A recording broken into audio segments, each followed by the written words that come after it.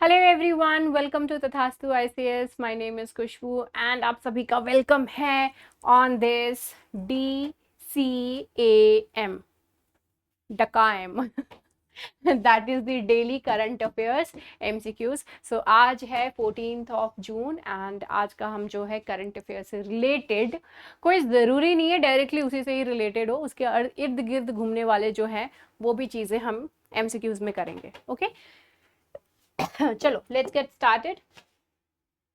But before that a really very big information for all of you कि कल से जो है हमारी डेमो क्लासेस स्टार्ट हैं। So please do register yourself. So कल से जो डेमो क्लासेस स्टार्ट हो रही हैं, these demo classes are going to start from 10:30 AM। Okay 10:30 से है। सो अपने आप को रजिस्टर कर लीजिए। रजिस्टर करने के लिए आप in these you can obviously call on these numbers. Apart from that जो वेबसाइट है tathastuics.com, आप वहाँ से भी अपने आप को रजिस्टर कर सकते हैं। Apart from that link is available on the YouTube as well. YouTube का जो कम्युनिटी पेज है वहाँ पे आप देख सकते हैं।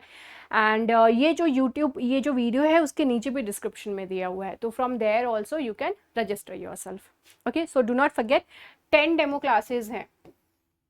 सो आपको फ्री में क्लासेस जो हैं वो प्रोवाइड करी जा रही है। अपने आप को ज़रूर जो है रजिस्टर करा लीजिएगा। Apart from that mains enhancement program start हो चुका है। फिलॉसफी ऑप्शनल 23 जून से स्टार्ट होगा एंड जो स्कॉलरशिप टेस्ट है it is on 25 June and बाकी जो हमारी क्लासेस हैं ये 26 जून से स्टार्ट है। ठीक है, सो ये बाकी सारी क्लासेस हमारी 26 जून से स्टार्ट हैं। तो please if you want to register for the classes register soon, right, क्योंकि 26 अभी ज़्यादा दूर है नहीं। So which of the following shares borders with Gujarat. Gujarat में बिपरजॉय आया है, ठीक है। तो ये जो बिपरजॉय दैट इज विपत्ति, विपत्ति, राइट। सो विपत्ति वाला जो है साइक्लोन दैट इज देयर। सो इसलिए गुजरात से रिलेटेड क्वेश्चन बनता है।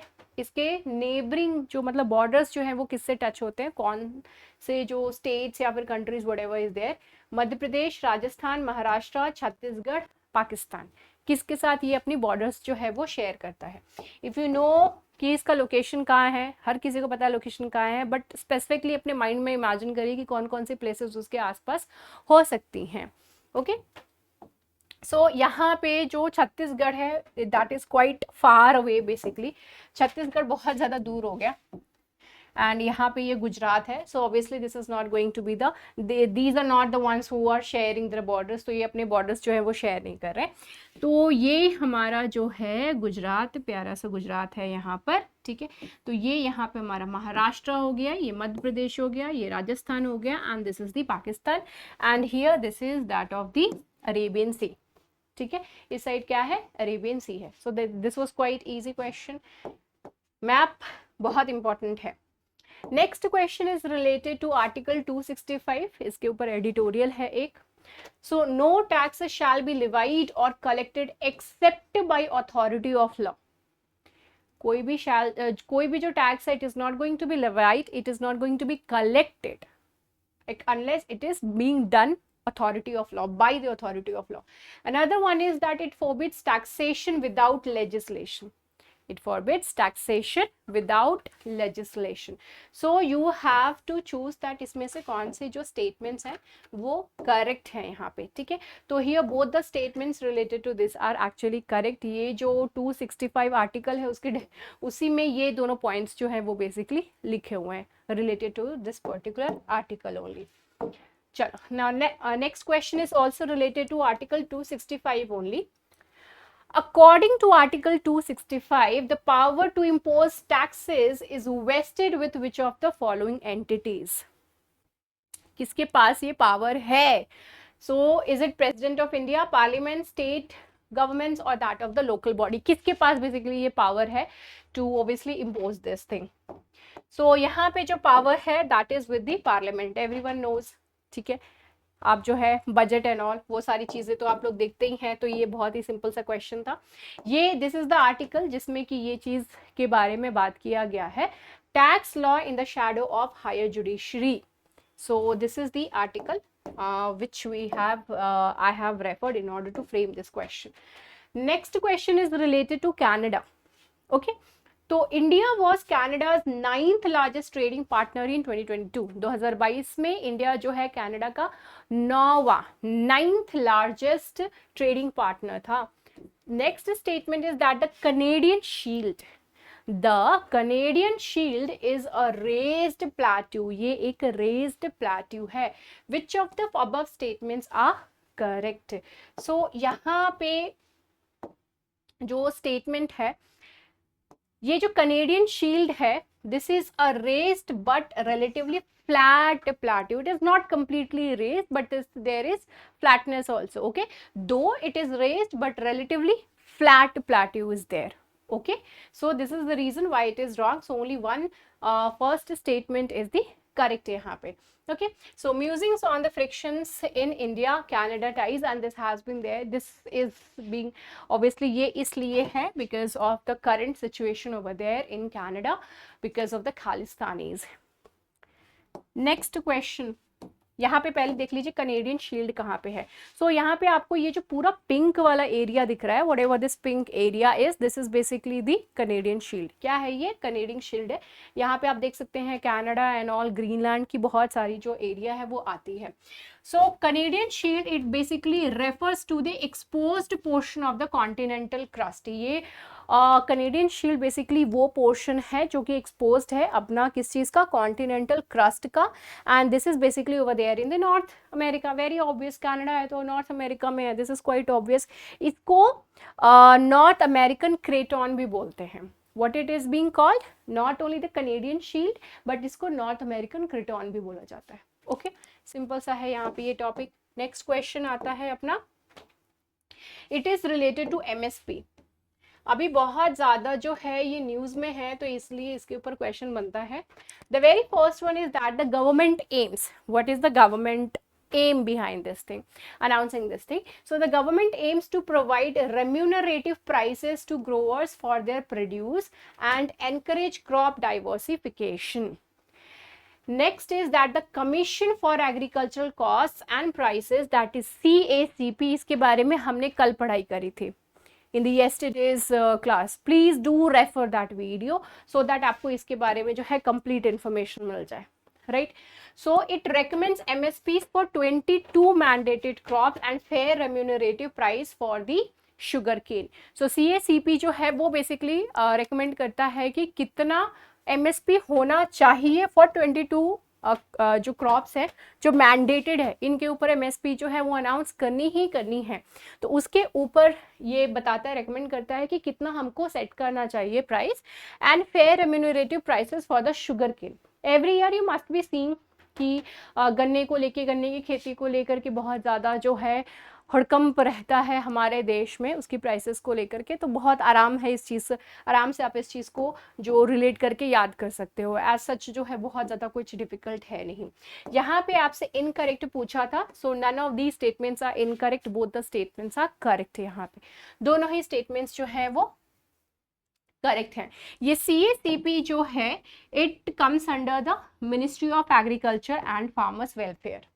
मिनिस्ट्री याद करना है ज़रूरी, ये आपके प्रीलिम्स के पर्सपेक्टिव से बेसिकली इंपॉर्टेंट है कि कौन से मिनिस्ट्री के अंडर ये बेसिकली आता है, राइट? अभी यहाँ पर जो क्रॉप्स की बात करी थी 22, ठीक है, 22 मैंडेटेड। इसमें मैंडेटेड क्रॉप्स जो हैं वो 14 क्रॉप्स इंक्लूडेड हैं जो कि खरीफ सीजन के होते हैं, 6 क्रॉप्स जो है वो रबी सीजन के होते हैं एंड 2 जो है वो कमर्शियल क्रॉप्स होती हैं, तो टोटल 22। ओके, तो यहाँ पर ये टोटल 22 जो है वो आ जाती हैं। Next question is related to the sedition.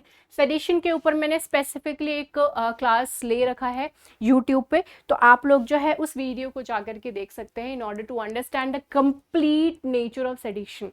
ये जो सेक्शन 124A है इसके बारे में सारा इंफॉर्मेशन आपको वहाँ पे अच्छे से मिल जाएगा, बहुत डिटेल में है।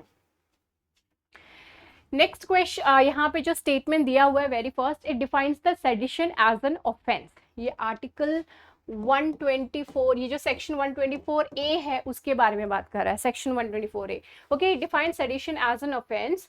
Second is that it helps in protecting the elected government from attempts to overthrow the government with non-violence means.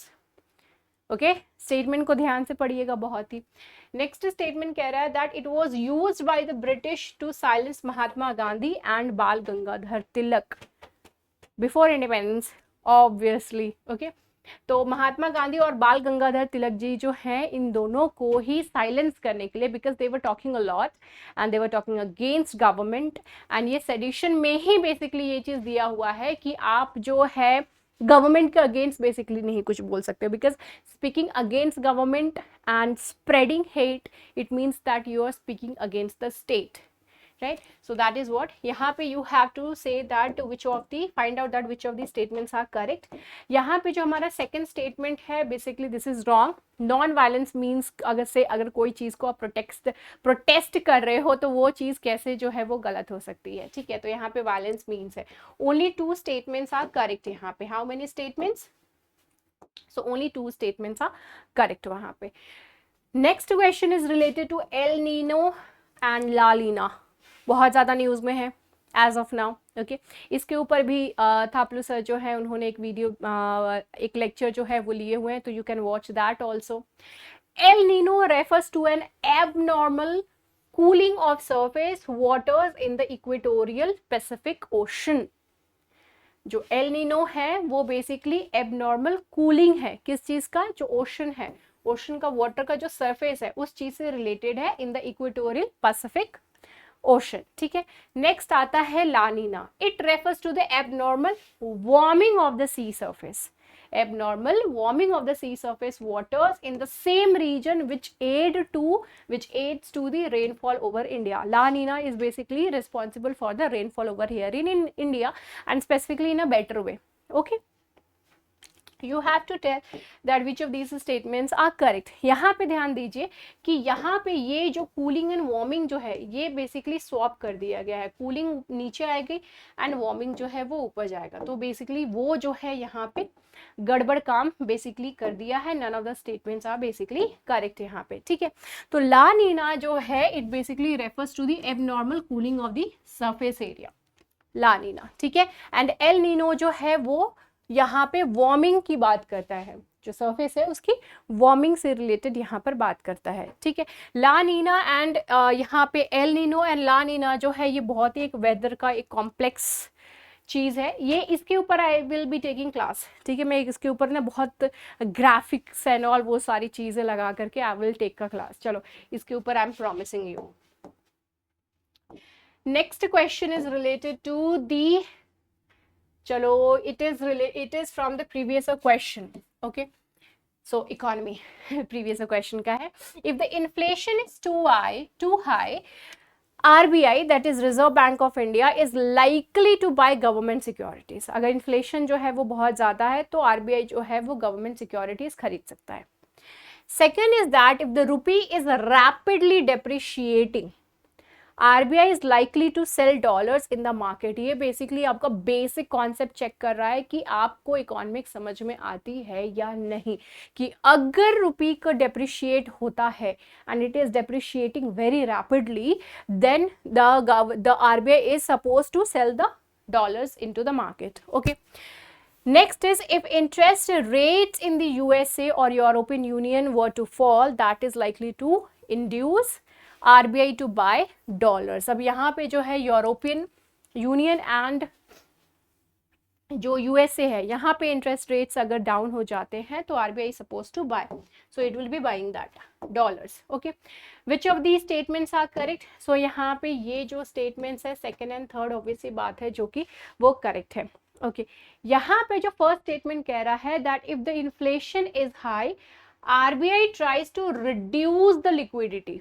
Okay, तो यहाँ पे अगर बाय करता है गवर्नमेंट से सिक्योरिटी तो RBI इज बेसिकली इंड्यूसिंग, जो क्या कर रहा है, पैसे वो दे रहा है। अगर आप किसी से कोई सामान खरीद रहे हो, okay, you are buying something, तो what you are doing basically आप उसको पैसे दे रहे हो। तो गवर्नमेंट को पैसे देने का मतलब क्या, वो गवर्नमेंट क्या करेगी, मार्केट में ले आएगी। कैसे ले आएगी? बाय बिल्डिंग इंफ्रास्ट्रक्चर और something, so definitely it is going to be in the market.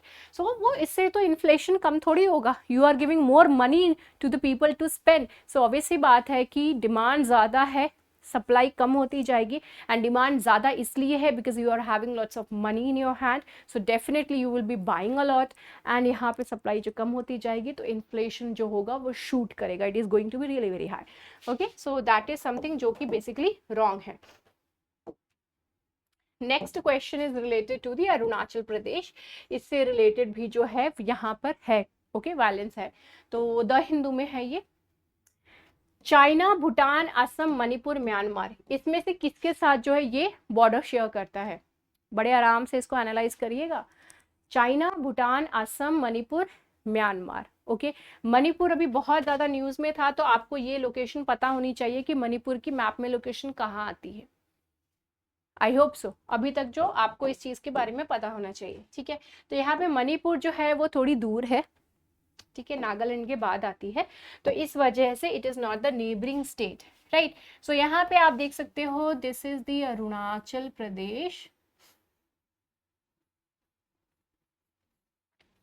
इतना कॉम्प्लिकेटेड बॉर्डर है, my god. Okay, so this is the Arunachal Pradesh, यहाँ पे आता है Assam, this is the Nagaland, this is Myanmar, this whole area is that of the China, okay China है, and this is Bhutan, right. अब यहाँ पे मणिपुर कहाँ है? मणिपुर इज ओवर हियर, ठीक है, तो मणिपुर जो है वो यहाँ पे आता है, तो it is quite far from the, it is quite far away from the Arunachal Pradesh, right.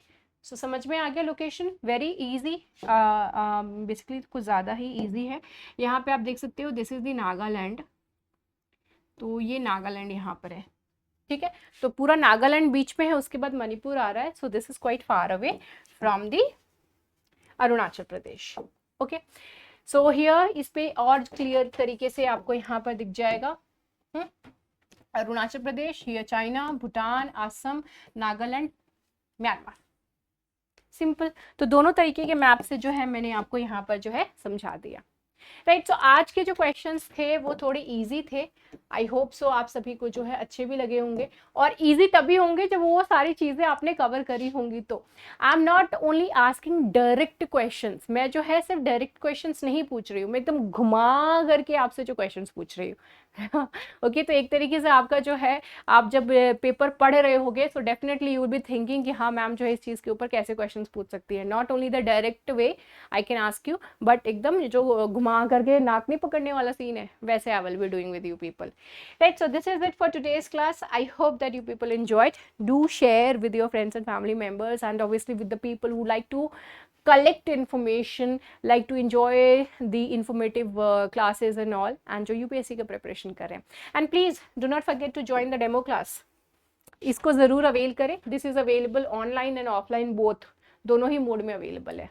Okay, चलो, so see you in the next class and see you in the demo classes also. Bye bye, take care and have a great time.